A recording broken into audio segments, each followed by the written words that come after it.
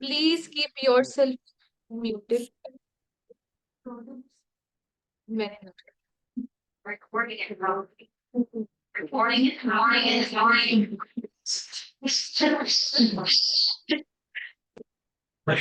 हाँ जी, all settled. All right, requesting silence please. बच्चे, मैंने आपको बताया था कि एक हमारी बुक होती है, I am just left with last book, ये भी किसी और बच्चे के रिजर्व्ड है, वो अभी कलेक्ट करने नहीं आए हैं. दिस इज वॉल्यूम एंड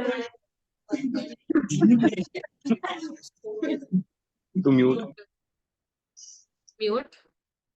और कौन कौन है? हाँ जी, ऑल म्यूटेड. Thank you. अगर ऑनलाइन स्टूडेंट्स, मुझे नहीं मालूम है कि यहाँ पर ऑफलाइन स्टूडेंट्स ने कितनों ने ज्वाइन किया और ऑनलाइन स्टूडेंट्स कौन कौन है. ऑनलाइन स्टूडेंट्स आप अपने आप को अनम्यूट करेंगे whenever there is a doubt. हाँ जी, तो हमारे पास बुक होगी. इस बुक में सभी चैप्टर्स हैं, जैसे कि आपको नोट्स भी दिए गए हैं स्टार्टिंग के कुछ. ये पूरा सर्विस कॉस्टिंग चैप्टर नहीं है बाय द वे जो आपके पास है. इसी में हर चैप्टर के एंड में थ्योरी भी है. और इस बुक के बैक में हमने सॉल्यूशन फाइल भी डाली हुई, जैसे कल आपके व्हाट्सएप ग्रुप पे सॉल्यूशन फाइल गई हुई थी, तो बुक के बैक में सॉल्यूशन है. बुक में ही हर चैप्टर के एंड में एग्जामिनेशन क्वेश्चंस भी हैं. तो आप चाहते वक्त if you want to take a look at the book how the book is, आप देख सकते हैं. ठीक है, चलिए let's start with today's discussion. कल हमने सर्विस कॉस्टिंग में मेनली डिस्कस किया था हाउ टू कैलकुलेट यूनिट्स. वो यूनिट्स टन किलोमीटर के भी थे, जिसमें दो तरीके के टन किलोमीटर आते हैं. एक तो वेटेड एवरेज, जिसका दूसरा नाम एक और क्या था, एब्सोल्यूट. और एक था सिंपल एवरेज, जिसका दूसरा नाम क्या था, कमर्शियल. आपको उसके लिए होमवर्क में क्वेश्चन भी दिया था. क्वेश्चन नंबर 3, और उसका सॉल्यूशन फाइल में आंसर भी था. अब आपने कष्ट कर लिया आंसर वेरीफाई करने का तो ठीक, अदरवाइज आपके सामने स्क्रीन पर रख देते हैं. हमारे पास उस क्वेश्चन में एब्सोल्यूट टन किलोमीटर का आंसर आ रहा है 14,430. चेक कीजिए, और जिन्होंने भी होमवर्क किया हुआ है, और कमर्शियल टन किलोमीटर का आंसर है 13,906.67. ठीक है जी, जिन्होंने होमवर्क किया हुआ है धन्यवाद. जिन्होंने नहीं किया इट्स कम्प्लीटली चिल. आपको भी पता है स्टार्टिंग की क्लासेस है, प्रॉपर सिलेबस तो बाद में शुरू होगा, तो इट इज एब्सोल्युटली फाइन अगर आपने होमवर्क नहीं किया तो. बट बाद में तो करना ही होगा जब सब्जेक्ट अच्छे से स्टार्ट हो जाएगा. ठीक, चलो. Any doubt that you want to discuss so far based on yesterday's discussion, anyone? ठीक है. अब जैसा कि आपको कल भी बताया गया था कि if we talk about how the revenue is set, हम सिंपली बोलते हैं कॉस्ट प्लस प्रॉफिट. तो इधर कॉस्ट स्टेटमेंट बनाई जाती है जिसमें हमने खर्चों को क्लासिफाई करना होता है as fixed, variable and semi variable. अब एक बस के कॉन्टेक्स्ट में जो कि पैसेंजर्स को लेकर जाएगी, what could be the fixed cost. Example बिना बुक देखे ऐसे यहाँ अगर हम जनरली डिस्कस करें, इसका fuel will be variable cost. बस चलेगी, इतना चलेगी तो फ्यूल लगेगा. इंटरेस्ट हो गया कि लेट अस से बस हमने जो ली हुई है वो लोन लेकर ली हुई है, उसके ऊपर अगर हमने कोई इंटरेस्ट पे करना है. सैलरी टू ड्राइवर, कंडक्टर वगैरह वगैरह. और क्लीनर सैलरी. टैक्सेस, अगर जैसे लेटर से हमारे पास कोई, अगर हमको कोई लोकल टैक्सेस वगैरह पे करनी है तो वो आ जाएंगे यहाँ पर फिक्स में. Insurance. Now toll is again dependent upon journeys also. Journey होगी तभी टोल टैक्स पे करना होगा. ठीक है जी, ऑलराइट. अब now give me examples of variable cost. Petrol most common example है. अच्छा, वही पेट्रोल से रिलेटेड वो फ्यूल वगैरह आ गया। कई बार हम बोलते हैं कि इंजन वगैरह में कई बार हम कुछ स्पेशल ऑयल केमिकल या लुब्रिकेंट्स वगैरह डालते हैं, तो वो भी हमारे पास वेरिएबल का आ गया। सेमी वेरिएबल में सिर्फ एक एग्जांपल बनता है, क्या? Repairs and maintenance. ठीक है जी। अच्छा, कल ही आपको ये भी बता दिया था कि वैसे डेप्रिसिएशन अक्सर 90% आप देखोगे फिक्स्ड, बिकॉज उसकी लाइफ इन ईयर्स बताई जाती है। बट अगर कहीं पर आपके पास बस की लाइफ इन किलोमीटर्स है, तो डेप्रिसिएशन पर किलोमीटर बन जाएगी वेरिएबल कॉस्ट। ये भी क्लियर था जी? बहुत बढ़िया। आइए हम प्रॉपर क्वेश्चन पिक करते हैं। अभी एक ये नोट को इग्नोर करना है कि wherever possible semi variable cost will be segregated into fixed and variable, फिलहाल के लिए इग्नोर कीजिए। और इंटरेस्ट के बारे में आपको बता दिया कि there is any interest cost, वो चली जाएगी fixed. Let's pick question number 4 please. Question number 4, you have been given a permit to run a bus on a route of 20 kilometers long. Bus costs you rupees 9 lakh. It has to be insured at 3% per annum and annual tax will be 10,000. Garage rent is 10,000 per month. Annual repairs will be 10,000 and bus is likely to last for 5 years and at the end of which scrap value is likely to be 60,000. Driver's salary will be 1,500 per month and conductor's 1,000 together with 10% of takings as commission to be shared equally by both. आपको धीरे धीरे हम इन words का meaning भी समझाएंगे। Takings क्या होता है, पहले के लिए रीडिंग ले रहे हैं। Stationery will cost 500 per month. Manager cum accountant salary will be 3,500 per month. Diesel and oil will be 450 per 100 kilometers. Bus will make 3 round trips for carrying on the average 40 passengers on each trip. 3 round trip का मतलब आना और जाना. Assuming 15% profit on takings, calculate bus fare to be charged from each passenger and bus will work on the average 25 days in a month. इतनी सारी हमारे पास information है, न्यूमेरिकल इंफॉर्मेशन है, हाउ टू हैंडल दिस। सबसे पहले you will focus on the requirement. Requirement क्या पूछी है? Calculate bus fare to be charge from each passenger. ठीक है जी। अब हमें पता है कि इन्होंने कुछ बोल दिया, अज्यूमिंग 15% प्रॉफिट ऑन टेकिंग्स। बच्चे टेकिंग्स मतलब total collection from the passengers. Takings का मीनिंग है कलेक्शंस, मतलब कितना हम पैसेंजर से ले रहे हैं, total collection from the passengers. Now जब इस तरीके का क्वेश्चन सामने आता है, before we start with the main solution, दो वर्किंग नोट तो बनते ही बनते हैं। वर्किंग नोट मतलब they are part of the solution but वो हेल्प करते हैं मेन सॉल्यूशन में। ऐसा नहीं हम बोलेंगे कि रफ काम है, प्रॉपर वर्किंग नोट है जिसकी प्रेजेंटेशन भी प्रॉपर होनी चाहिए। मेरे साथ साथ सभी लोग स्टार्ट करेंगे जी question number 4। Working note number 1 पर ये बनेगा डिस्टेंस ट्रैवल का जी। Distance travel.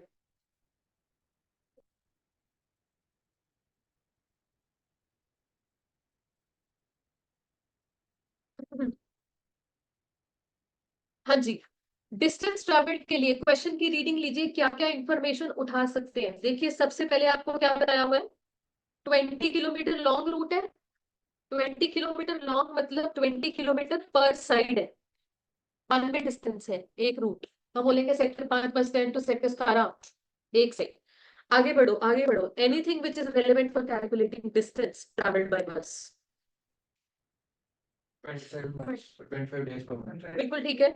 उससे पहले भी एक बात लिखी हुई है लास्ट पैराग्राफ में, कहीं दूसरी लाइन, बस will make 3 round trips. 3 trips मतलब इनटू 2 साइड्स हमें खुद से करना है। ठीक हो गया जी। अच्छा, उसके बाद 25 days in a month. 25 days in a month, that's it. आपके पास मंथली डिस्टेंस ट्रेवल्ड कितना आ गया?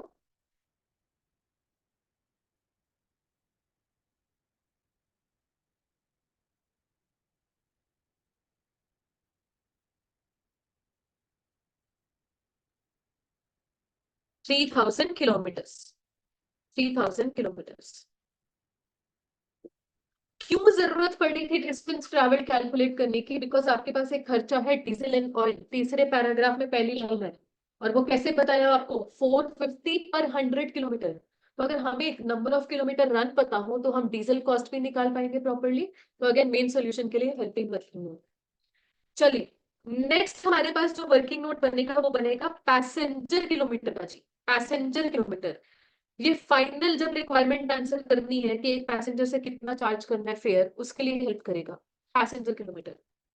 शॉर्टकट नहीं लगाना कि मैम किलोमीटर तो आ गए हैं 3,000 इंटू 40 पैसेंजर्स है जी, डायरेक्टली मल्टीप्लाई कर दो 1,20,000 आ जाएगा। इस क्वेश्चन में बात ट्रू होल्ड कर जाएगी, शॉर्टकट एप्लीकेबल है, बट हर क्वेश्चन में मैं इस चीज को एनकरेज नहीं करूंगी। Why will not I encourage this? कल हमने सीखा था कई बार रिटर्न जर्नी पर बस एम्प्टी आ गई, तो किलोमीटर्स ट्रैवल ने तो दो साइड्स को कैप्चर कर लिया है, वेयर पैसेंजर सिर्फ एक साइड थे। तो मैं सजेस्ट करूंगी स्टार्टिंग से ही प्रॉपर काम करो, हर डिटेल को दोबारा से देखो। 20 किलोमीटर है पर साइड। फिर इन्होंने हमें बताया anything related to passenger kilometre, जिसमें पैसेंजर भी आए किलोमीटर भी आए, 3 ट्रिप्स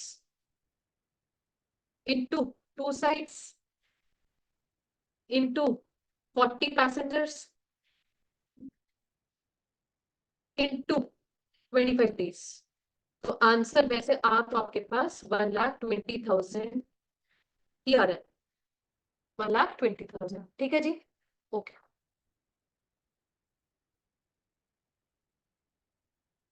मेन सॉल्यूशन में हमको बनानी है statement of cost, statement of cost.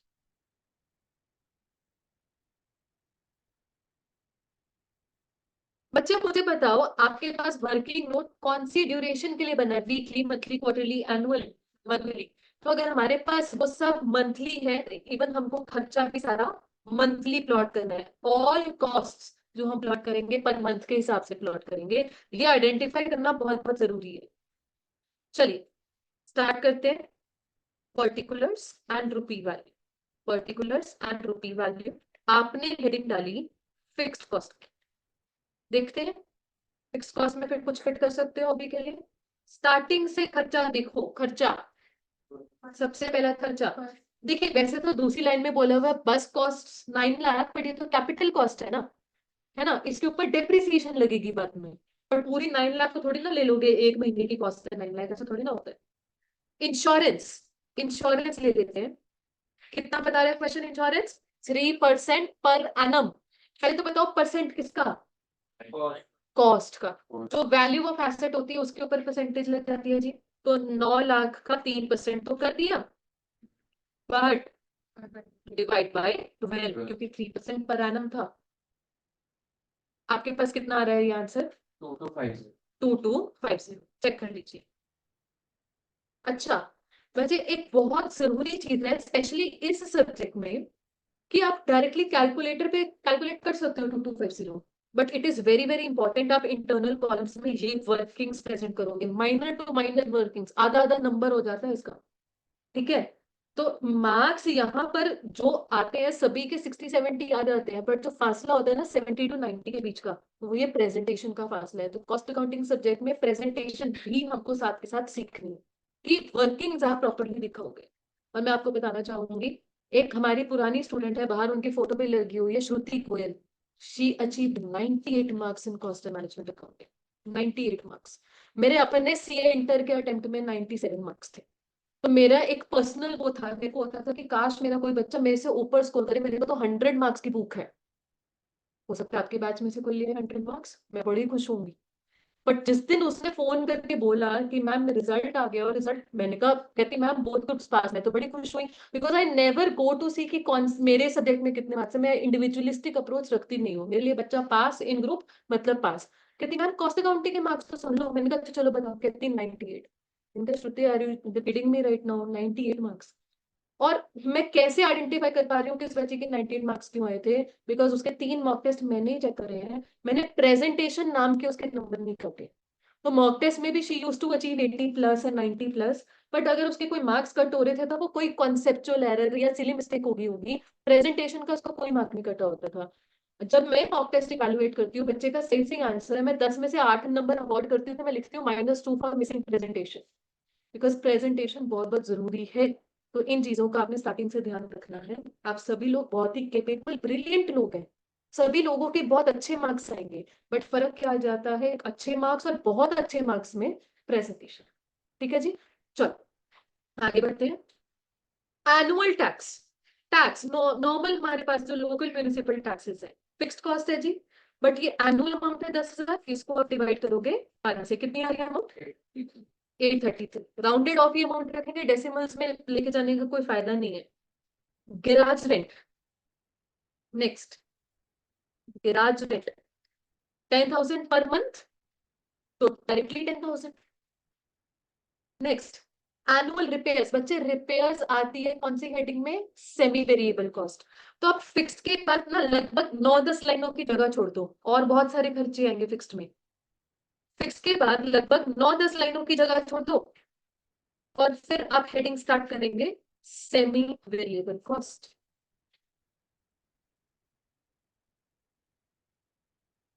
Semi variable cost में आप लिखेंगे रिपेयर्स। रिपेयर्स के बारे में क्या बोला? Annual repairs will be 10,000 divided by 12 करके मंथली रिपेयर्स इज 833।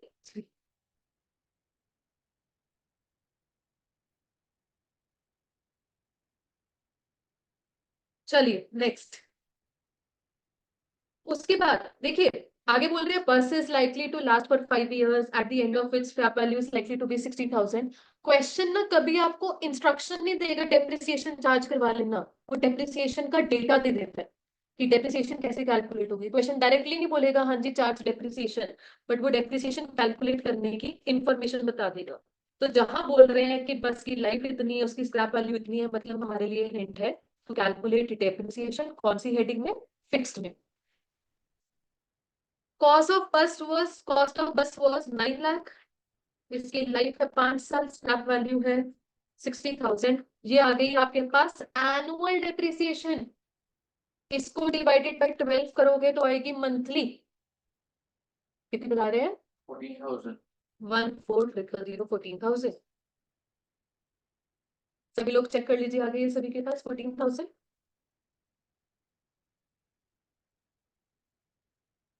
हाँ जी डन हो गया।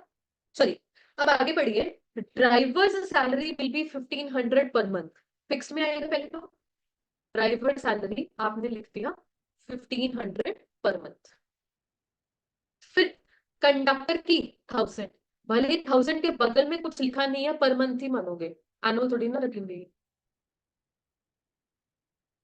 अब आगे एक सेंटेंस है जी, together with 10% of takings as commission to be shared equally by both.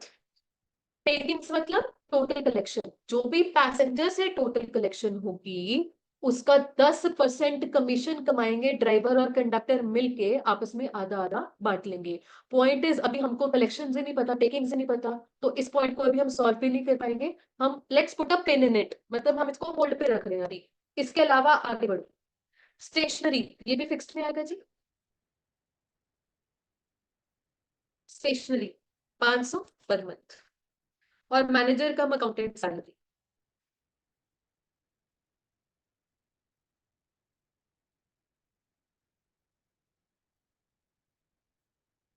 3,500 पर। चलिए इसके बाद नेक्स्ट पैराग्राफ में हमारे पास है डीजल एंड ऑयल, कौन सी हेडिंग में? वेरिएबल। ऐसा है, और कोई खर्चा वैसे ही नहीं बचा, तो सेमी वेरिएबल के बाद आप ज्यादा से ज्यादा 1-2 लाइनों की जगह छोड़ेंगे, and you will start with variable cost की हेडिंग। वेरिएबल कॉस्ट की हेडिंग डीजल एंड ऑयल। हाँ जी, 450 पर 100 किलोमीटर है, और बस के मंथली किलोमीटर कितने थे? Working note number 1, 3,000। कितना खर्चा आ गया? 13,000। कुछ बता रहे हो 13,500 क्या? ठीक है जी। Apart from this there is no other cost, commission को अभी हमने होल्ड पे रखा हुआ जी। Let's pack the headings. By packing headings we mean कि पहले तो फिक्स्ड कॉस्ट का टोटल करो। पहले फिक्स्ड कॉस्ट का टोटल फिक्स्ड कॉस्ट नाम देना ए। टोटल फिक्स्ड कॉस्ट नाम देना ए।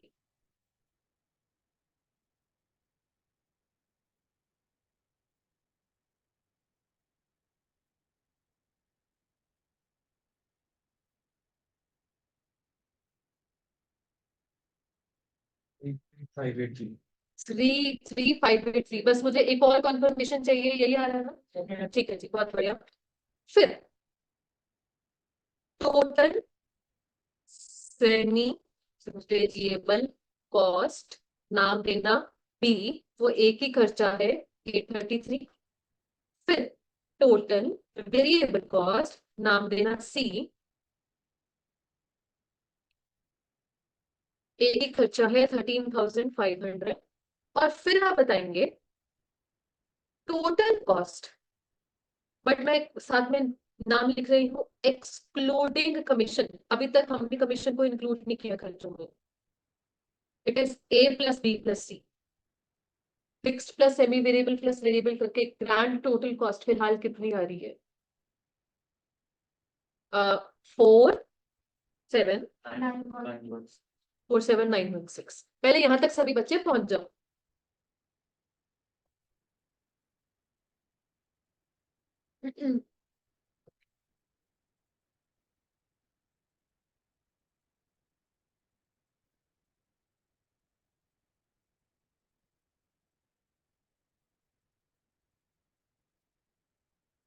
हाँ जी। अब टोटल कॉस्ट आपने बगल में नाम जरूर लिखना है एक्सक्लूडिंग कमीशन, फिर आप लिखेंगे इसमें कमीशन। कमीशन रुपी वैल्यू अभी भी नहीं पता, but it was 10% of takings है ना, तो आपने ब्रैकेट में लिख दिया 10% ऑफ टेकिंग्स। हम रुपी वैल्यू नहीं लिख पा रहे हैं, बट अब आ जाएगी हमारे पास टोटल कॉस्ट जी, फाइनल टोटल कॉस्ट। ठीक है। अब हमें पता है टोटल कॉस्ट में जब आप प्रॉफिट टारगेट ऐड करोगे, प्रॉफिट टारगेट कितना है? 15% ऑन टेकिंग्स, थर्ड पैराग्राफ में सेकंड लाइन में मिल जाएगा। तो हमारे पास आ जाएंगी टेकिंग्स। टेकिंग्स मतलब पैसेंजर से कितना कलेक्ट करना है, मतलब रेवेन्यू एक तरीके से। ठीक हो गया जी यहाँ तक? एटलीस्ट फॉर्मेट हमने तैयार कर लिया। अब रुपी वैल्यू कैसे सॉल्व कर सकते हैं? Any suggestions? 15 और 10 हो गया 25, वो 75 दे दो। बिल्कुल ठीक है, बिल्कुल ठीक है। देखिए अगर हम बेसिक्स की बात करें, लेट टेकिंग्स बी एक्स, अभी लिखना कुछ मत, पहले बात को समझो स्क्रीन से। लेट टेकिंग्स बी एक्स, तो प्रॉफिट कितना हो जाएगा? 0.15x, और कमीशन भी कितना हो जाएगा? 0.1x। तो एक इक्वेशन बन जाएगी that 47916 plus 0.1x plus 0.15x is equal to x।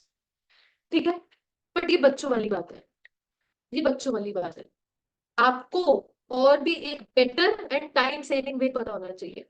मतलब अल्टीमेटली घूम फिर के ये परसेंटेजेस किसकी है, किस पर है? टेकिंग्स पर। जो जिस पर हमारी परसेंटेजेस है ना, उसको 100 मान लो। मैंने लेफ्ट हैंड साइड में छोटा सा 100 लिख दिया। बात तो वही है, मैं भी काम आपको ये बता रही हूँ। प्रॉफिट कितना हो गया? 15, और कमीशन कितना हो गया? 10। अब सोचो 100 में से 15 प्रॉफिट है, 10 कमीशन है, तो जो ये टोटल कॉस्ट एक्सक्लूडिंग कमीशन है ये 75 है। तो हमने सीधा एक लिखना है कैलकुलेशन कि अगर 47916 75 का रिप्रेजेंटेटिव है तो 100 क्या है? खत्म बात, शॉर्टकट में आ गया। एक्स वैक्स करने वाला काम ही नहीं करना। चीज तो वही है जी, बट टाइम सेविंग है। आंसर कितना आ गया? 63,888। 889 चाहे जो भी है आपके पास।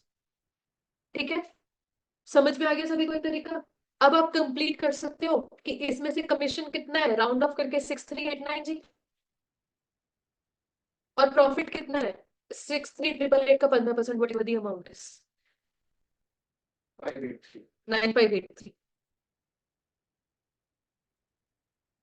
एंड टोटल कॉस्ट आपके पास बन जाएगा,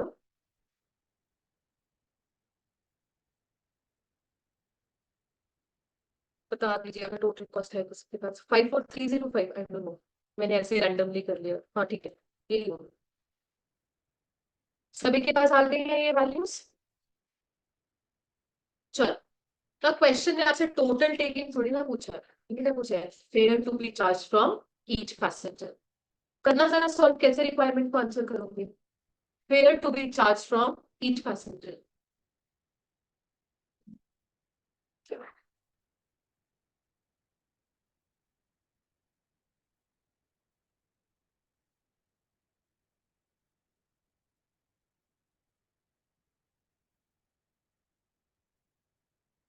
जी, हमें लगता है कि टोटल फेयर आ गया 63,888 और हमारे पास पैसेंजर्स कितने हैं 40, आपके पास ये डिवाइड करके आ गया कितना 13 समथिंग समथिंग, कितना आ रहा है 1597.2। बच्चे इसको लिख के काटा बजा देना, लिखना जरूर और काटा जरूर बचा।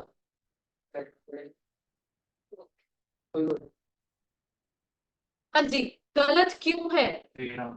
डिवाइड बाई 40 पैसेंजर्स अगर हमने कर दिया इसका मतलब हम ये मान के चल रहे हैं वही सेम 40 लोग एक एक दिन में बस बोर्ड करते हैं, फिर 3 ट्रिप के लिए वही 40 लोग जाते हुए भी वापसी में भी, और ऐसा महीने में 25 दिन चलता रहेगा, वही सेम ग्रुप ऑफ 40 लोग हैं। मिलियन लोग हैं क्या ये? सोचो एक बारी, वही सेम 40 लोग, ऐसा कभी हो सकता है जी? अलग अलग पीपल है ना। तो भले ही क्वेश्चन की लैंग्वेज थी fare to be charge from each passenger, पहले आपको कैलकुलेट करना है फेयर पर पैसेंजर किलोमीटर। मैंने आपको वर्किंग नोट नंबर 2 कैलकुलेट करवाया हुआ है, बाय डिफॉल्ट ये कैलकुलेट होगा ही होगा जी। फेयर पर passenger kilometre 63,888 divided by passenger kilometre कितने थे 1,20,000। 4 डेसिमल प्लेसेस का कितना आ रहा है आंसर? ये 2 डेसिमल प्लेसेस दिख रहा है आपको, 0.5324। ठीक है जी। अब इस फेयर पर पैसेंजर किलोमीटर का क्या मीनिंग है? एक पैसेंजर से 1 किलोमीटर का 0.5324 चार्ज किया जाएगा। Now, assuming that one passenger travels for the whole distance of the route, route का कितना है? 1 side 20। तो आप अपनी फाइनल रिक्वायरमेंट आंसर कर पाओगे fare to be charge from each passenger.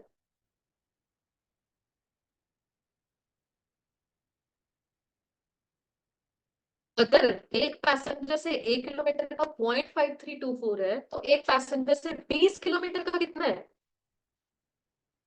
10.64 जो भी है, या 11 रुपीज अप्रोक्सीमेटली।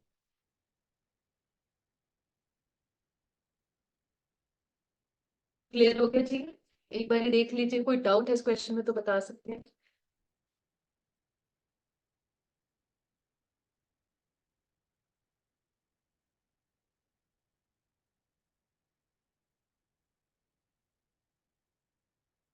क्या चीज?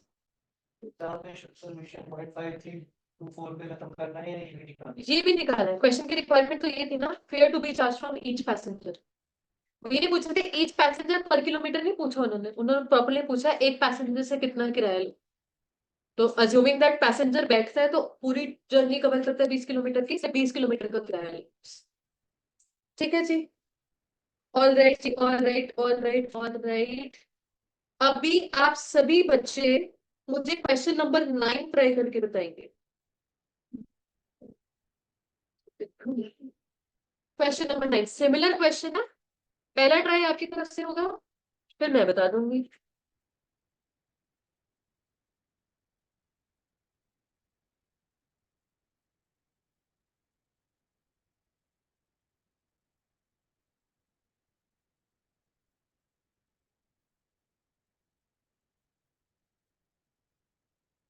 अच्छा बच्चे, मैं रिक्वेस्ट करूंगी इस क्वेश्चन को आप एनुअल बेसिस पर टेकअप कर लीजिए। वैसे तो क्वेश्चन पिछला भी साइलेंट था, चाहते तो उसको एनुअल पे कर लेते, आंसर तब भी सेम आना था, 11 रुपए ही आना था फेयर पर पैसेंजर किलोमीटर। उस केस में वर्किंग नोट भी एनुअल बन जाते, सारी स्टेटमेंट भी एनुअल बन जाती, फाइनल आंसर तो सेम ही रहता। अगर आप क्वेश्चन नंबर 9 को सामने से इंस्ट्रक्शन नहीं है, चाहो तो मंथली ले लो सारी चीजें, या तो चाहो सारी एनुअल चीजें ले लो, ऐसा भी कर सकते हो, मर्जी आपकी है। जो फाइनल रिक्वायरमेंट है फेयर पर पैसेंजर किलोमीटर की वो आनी तो सेम ही है जी, चाहे मंथली काम करो चाहे एनुअल काम करो, चॉइस आपकी।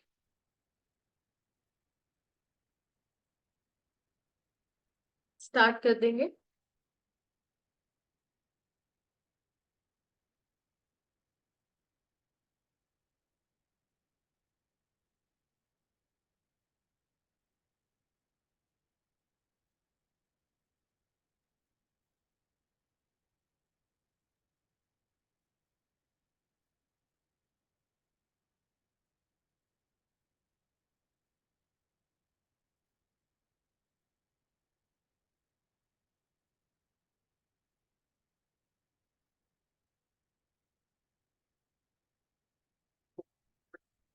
एनुअल हाँ जी, एनुअल।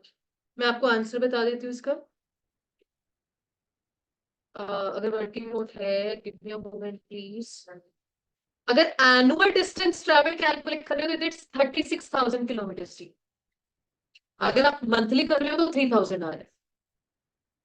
देख लीजिए, जिसके पास नहीं आ रहा आंसर बता सकते हैं।